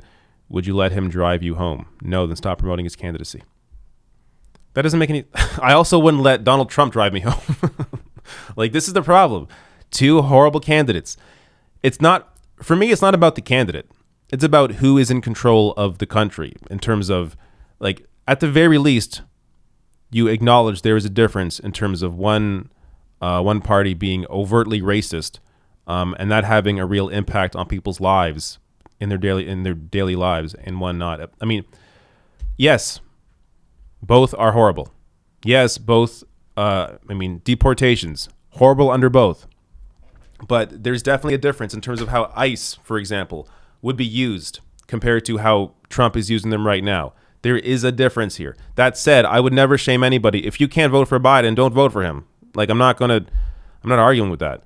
But what I am saying is that you can't argue there's no difference here. There's a clear difference at the top of the ticket. But if you want to not vote for Biden, that's fine. But also in doing so, understand you should want to take the blame. Like, it was weird in 2016, the people that didn't vote for Hillary Clinton, that were then blamed for not voting for her. Those people freaked out when they were blamed, when they should be owning it. Like, if your strategy is correct and you want the left to have an impact on the party, then you should accept the blame for the loss.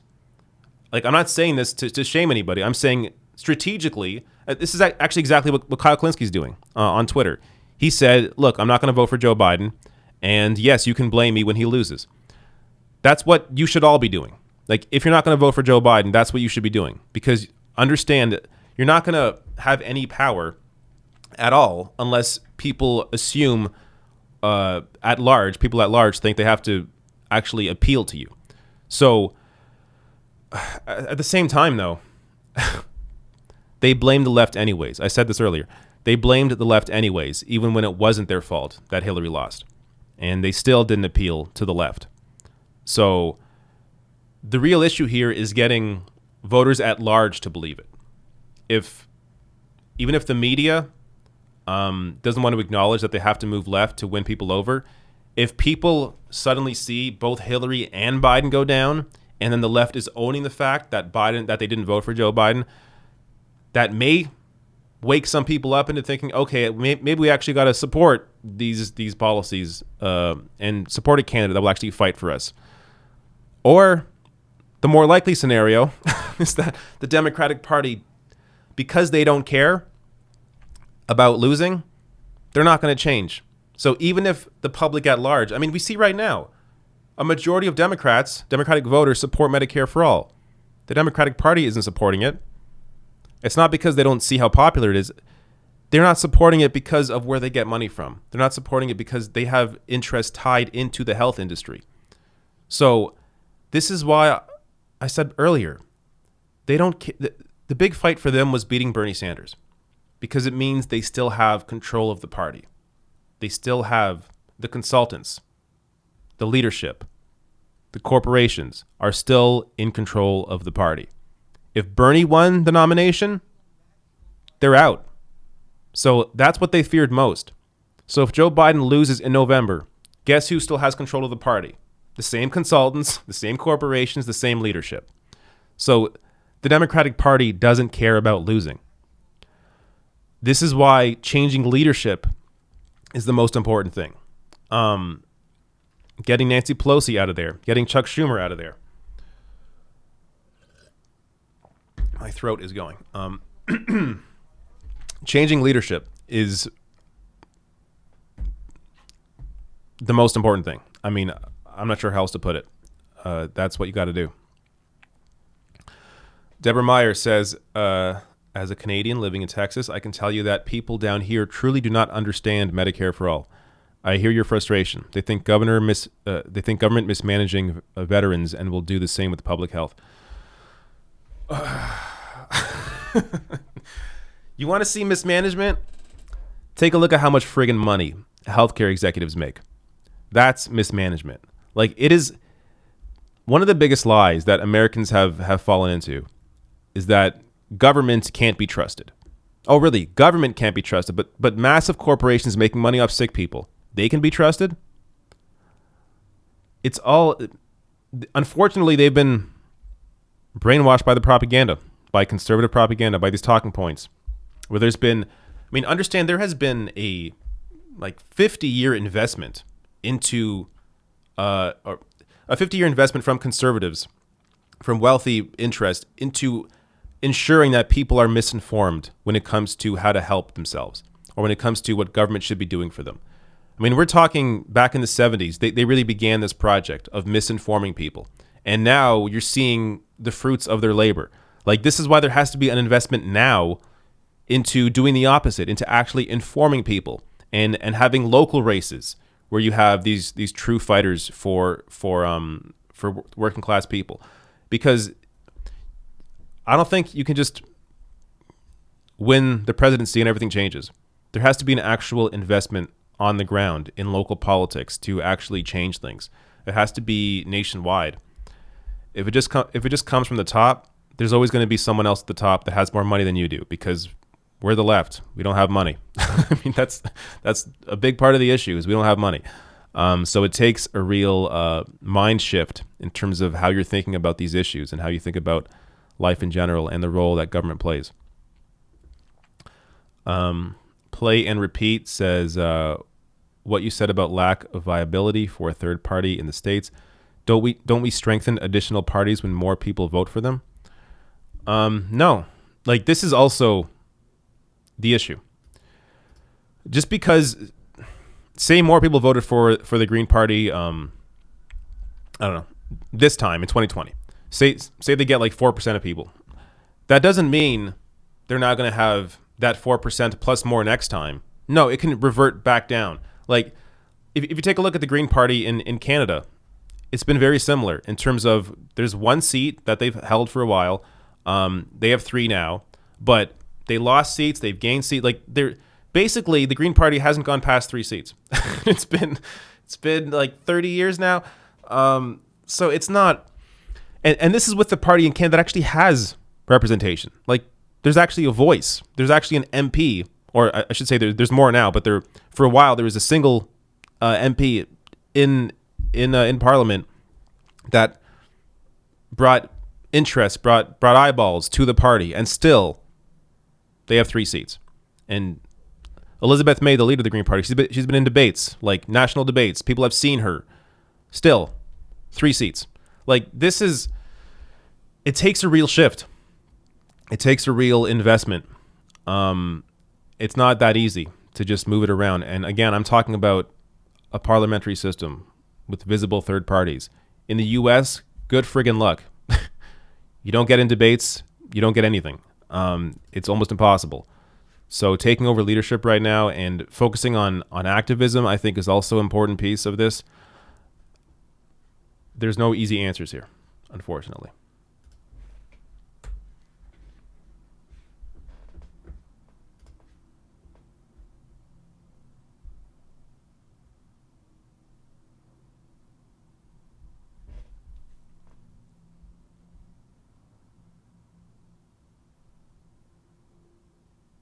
Policy Force says look into crossover endorsements in the U.S. Excuse me. Look into crossover endorsements in the U.S. They were what gave third parties power. Crossover endorsements in the U.S. or crossover endorsements from other countries to the third parties have no power. So I'm not exactly sure what you're saying. But I mean, that is another. I'm not sure if this is what you're discussing, but this reminds me of something else. Maybe it's possible to have people who are already in Congress join a third party themselves, and now there's representation. So maybe that's possible. But for the most part, when you've seen like Justin Amash, who just became an independent, was a part of the GOP. He is now he's an independent, and it sounds like the Libertarian Party is trying to get him because it would be true actual representation in Congress to have someone that sits as a sitting House member actually be a part of the party. But apart from that, yeah, I don't know. That is maybe the only real way to form a third party in the U.S. is to have people just leave the Democratic Party who are already in Congress. But then guess what happens? They risk losing the next race because the way most Americans think in this two-party fashion, I don't know. It's just these conversations. There's just endless. It's really just endless speculation and no real concrete answers. Belinda Ortega says, my sis is MAGA and small biz owner, and she's blaming Dems for lack of federal funding for SBO. We are losing the messaging. What the F? Yes. Yeah. Some people you just can't win over. I mean, when your sister sees who the president currently is, who controls the Senate, and she's blaming Democrats for lack of funding for small business owners, some people you just can't win. I don't know what else to say. Space Down Inc. says, shame is lose of want, not will. Shame is lose of want, not will. All right. Danielle Velez says, Steve Mnuchin, who is worth $400 million, thinks a one-time $1,200 check is enough for the peasants to survive on. Where is the outrage? I had outrage yesterday about that. I did a video on that. Yeah, totally ridiculous. And those are that connects to Melinda earlier with your sister. Like, show your sister Steve Mnuchin talking about $1,200 being good for 10 weeks. Like, is there any reaction out of your sister when she sees something like that? Like, I don't. A lot of it is just this cultural connection. Like, they feel like they're part of a group. And that's a lot of politics. It's not just conservatives. There are a lot of people that they're part of the group Democrats, and they vote Democrat, blue no matter who, and they don't question anybody, don't question their leaders at all. Like, it's the same mentality in both parties. Now, I will say it's maybe a little more destructive in MAGA, but you can argue it's also prevented the Democratic Party from growing.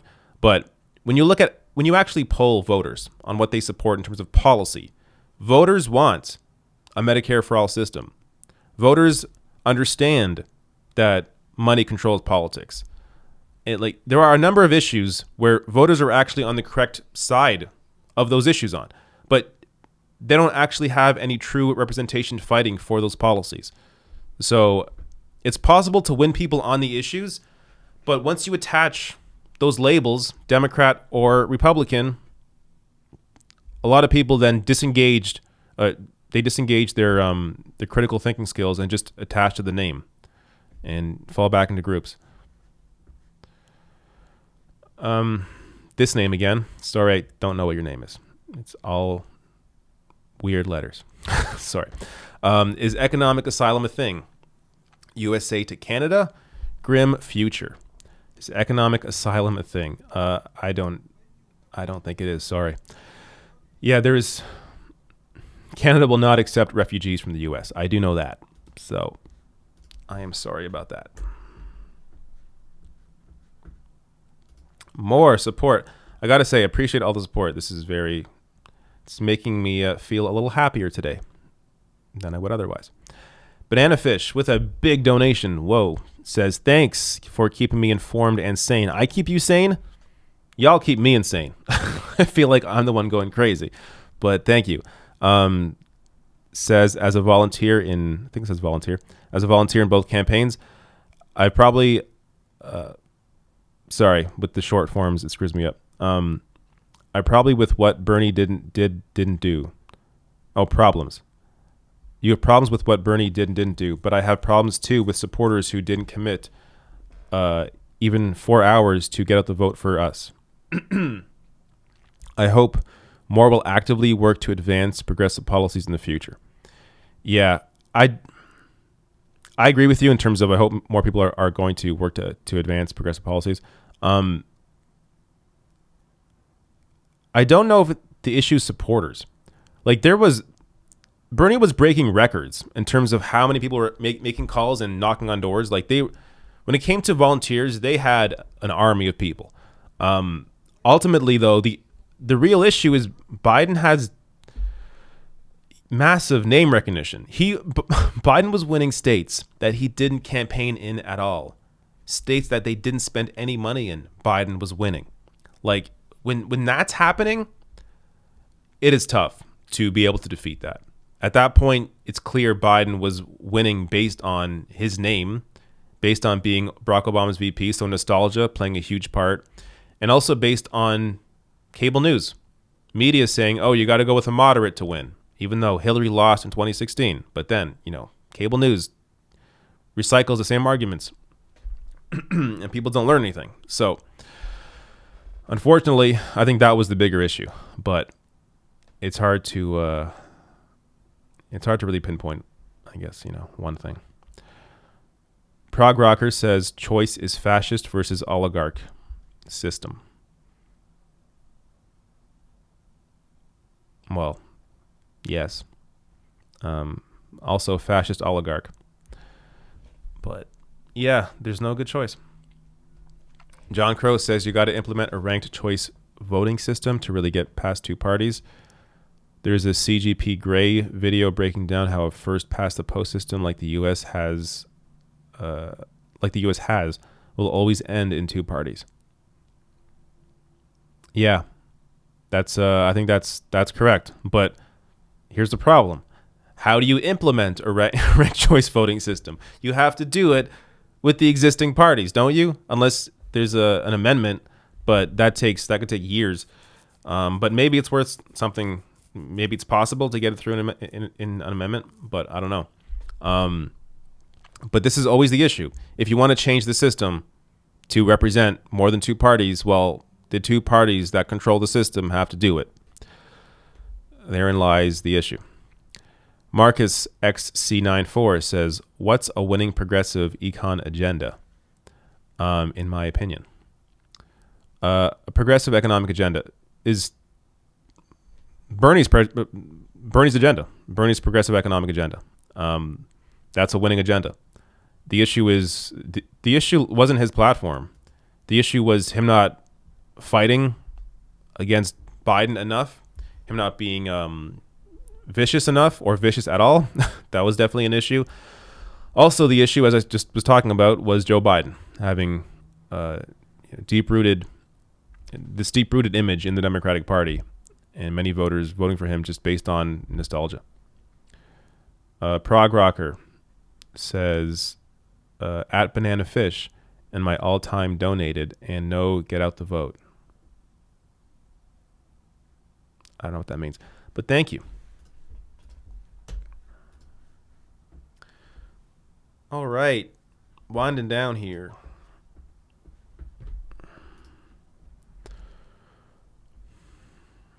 Marcus says, CFL NFL merger or CFL NFL bowl game? Thoughts? I got to say, I'm not really a football viewer, but I would watch. Hell, if the CFL joined the NFL, which I don't think is going to happen, there's just what I do know of the CFL is that CFL fans are very protective and CFL managers are very protective over the CFL. I don't see them joining. I don't see them there being a merger. If there was, I tell you what though, I would likely watch more football. But I'm not all that into CFL or the NFL. Or CFL NFL bowl game. Sure, I'd watch that too. But I likely wouldn't stay a football fan. I'm just not. It's too much. There's too much already. Hockey, I barely watched this. I used to watch hockey all the time. I barely watched it this year.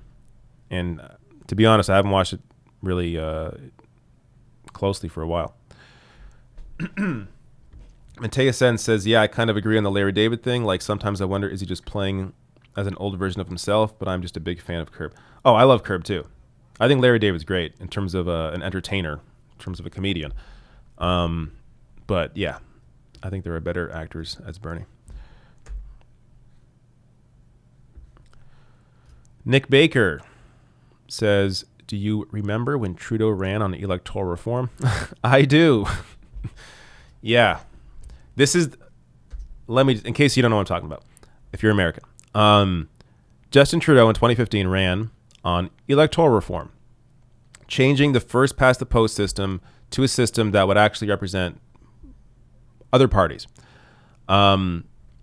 He broke his promise, kept first past the post because he won, because they won a majority with first past the post. Of course, they aren't going to change a system where they literally win on. Like, that is why they keep winning. That is why it is liberals or conservatives, because it is first past the post. So that was maybe the biggest lie he made in that entire campaign, was saying that it would be the last time that they ever had first past the post. All right. Let me get some random chats since it appears I've caught up now. This chat is going crazy quick.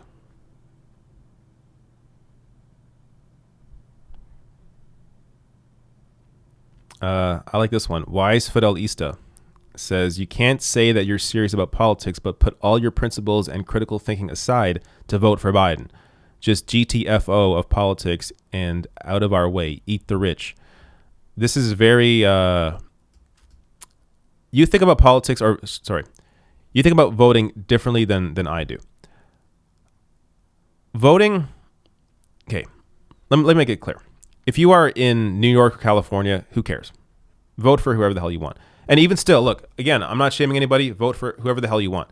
But I'm saying, if you look at voting as a tool, then you are not looking at representing your your voice in your vote. Like voting for Joe Biden. Let's say you're voting for Joe Biden. It doesn't mean that you agree with what Joe Biden is saying or doing or fighting for. It just means that you recognize, hey, this vote is a tool. And in this situation, I want to use this tool to vote against Donald Trump. That's what the tool is used for. Other people think of voting differently, and they can't bring themselves to vote for Joe Biden, who is, has sexual assault allegations against him, is a horrible human being, has a horrible track record. I totally get it. If you think of voting that way, I understand your anger. Totally makes sense. I get why you don't vote for Biden. But if you think about voting, if you just change the way you think about voting as a tool, then it'll help you at least understand why certain people can vote for Biden even if they hate him and don't agree with him. So again, I'm not picking either side here. I'm just saying I think it's important to understand the mentality of voting and how it differs between different people. So, but I get your anger. It can definitely be annoying to see a system where it is where it is. Another super chat.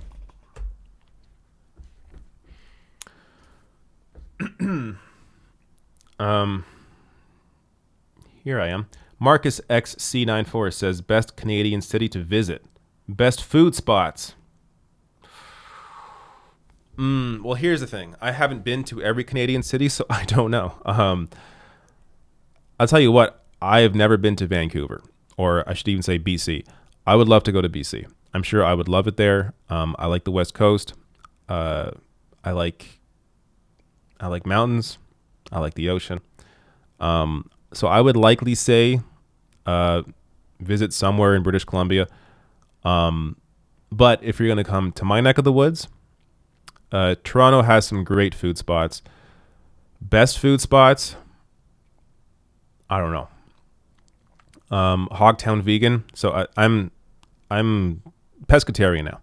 So I haven't eaten meat for, I don't know, at least 2 years. But I love fish. I'm never giving up fish. But if you're vegan or like vegan food, or even just want to try it, Hogtown Vegan in Toronto is really good. There's 2 locations. Check it out. I like Paramount for Middle Eastern. It's more of a chain, I believe. A chain in and around the Toronto area. But Paramount has fantastic Middle Eastern food. Check that place out. I don't know. Honestly, you could walk down any street in Toronto and you're going to find a great place to eat. There are a ton of places to eat here. The issue is right now, you can't go to any of them. So there's obviously takeout, of course. But that's one thing I miss a lot right now is food. I love food. And not being able to eat something different and being forced to essentially make most of my food has been horrible because I'm not a chef. Thank you, Marcus, for the question. Policy 4 says, sorry, crossover endorsement goes by many names. Look up electoral fusion. It was a method that did give strength to third parties in the U.S. All right. I trust what you're saying, but there's no third parties that have any power right now. So maybe at one time it gave them strength, but I'm guessing because it's not going on anymore, they no longer have that strength. But look into it. Mandeep Singh says, David, your thoughts on USPS being screwed over by Trump admin? They want to privatize it for years now and potential election reasons coming up. Yeah, you're mentioning this is another difference between the two. Look, maybe I shouldn't even frame it that way. But my thoughts are, it's Trump. It's conservatives. They're all about deregulation, privatization, and most Democrats in Congress are too, but to a lesser degree. So it doesn't surprise me all that much. They hate unions. This all adds into it. It's a continuation of what they fought for the past 50 years. For me, it's hard to even. I have a hard time discussing Donald Trump because I don't know what to say. It's obvious that he's a piece of crap. when a new thing comes up, it's just like, oh, Trump did this too. Oh, of course he did. Like, I don't, he's a horrible person, and the GOP are horrible, disgusting people. So I really don't know what to add in terms of commentary. They're really just news items. Whenever I cover Trump, it's more just like, you should know about this in case you didn't know about this already. But in terms of my actual analysis, it's hard for me to know even what to say. All right. Winding down now. I appreciate everybody coming. Maybe we can grab some more random chats here.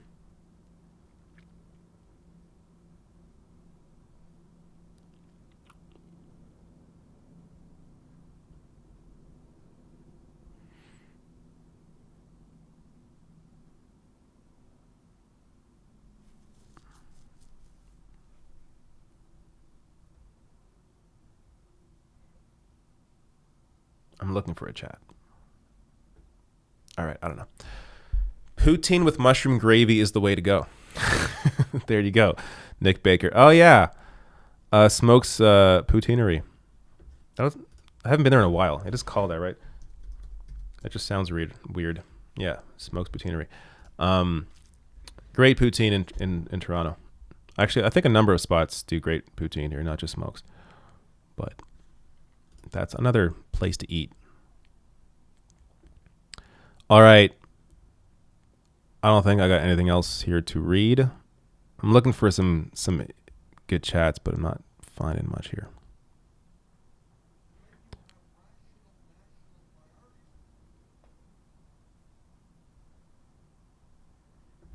Oh, another super chat. All right. Let's make this the last one. I don't want to draw this out too long. There are a couple more.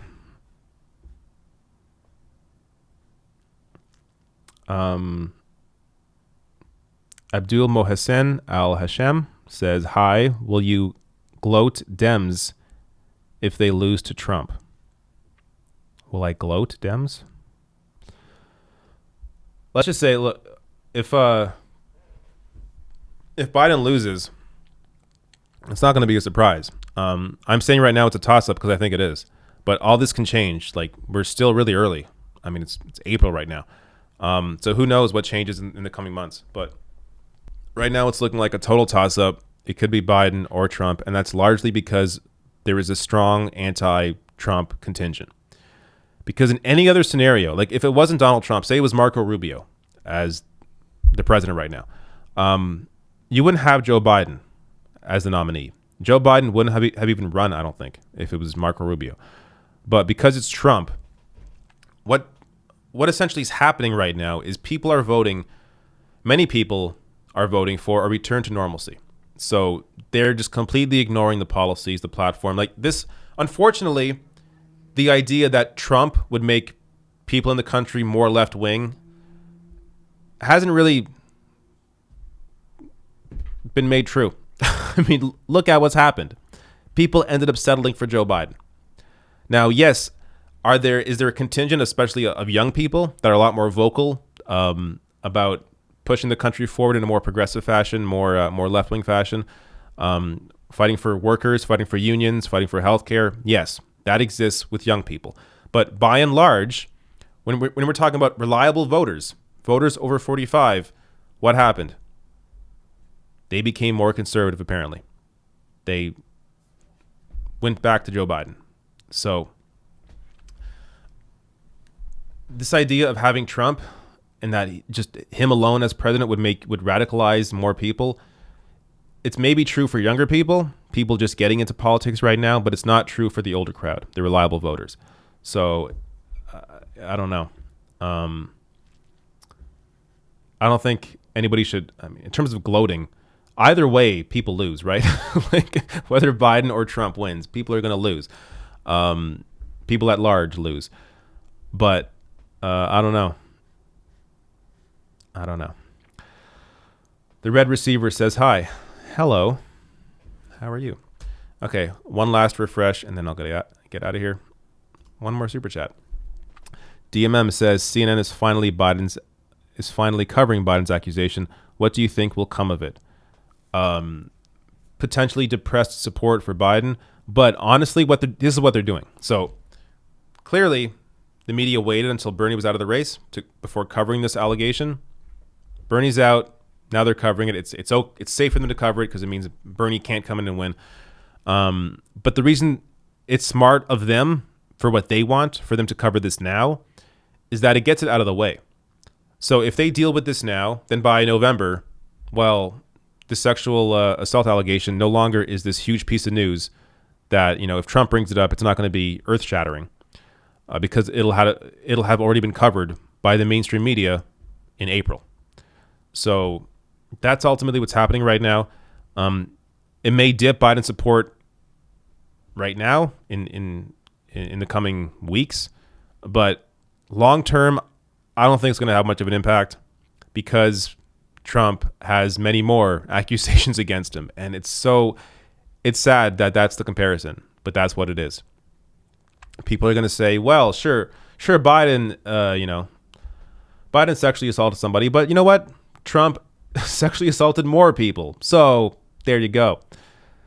It's so disgusting that's